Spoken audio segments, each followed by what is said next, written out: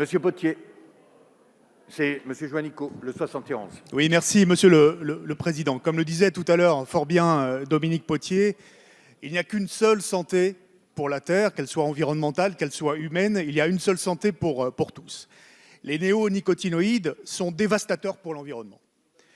Ce sont des substances hautement toxiques, persistantes, qui tuent à très faible dose les abeilles, les pollinisateurs sauvages, dont dépendent notre agriculture, notre alimentation.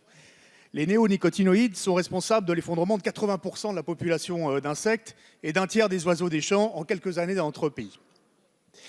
Alors, bien évidemment, en 2016, oui, nous avons voté une loi biodiversité, qui interdisait les néonicotinoïdes au 1er septembre 2018.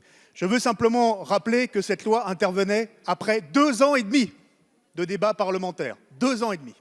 Je me souviens ici d'avoir voté le 23 juin 2016 dans la nuit un amendement pour réintroduire l'interdiction des néonicotinoïdes qui avait été supprimé par le Sénat et qui est un vote qui a donné 36 voix contre 31. Oui, ça n'a pas été un combat facile.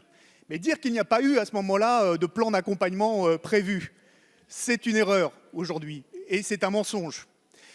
Il était prévu 2 ans de temps d'adaptation jusqu'en juillet 2020 pour laisser le monde agricole les possibilités de s'adapter et de continuer à pouvoir utiliser un certain nombre de produits en absence d'alternatives.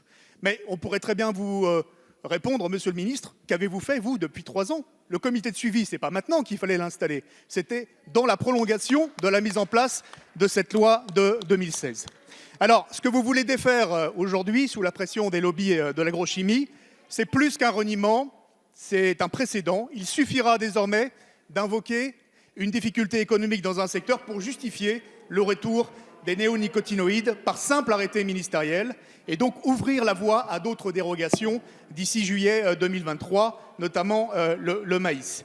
Il n'est plus temps de procrastiner, Monsieur le Président, et donc cet amendement vise à... Merci, Monsieur Juanico. Monsieur Orphelin.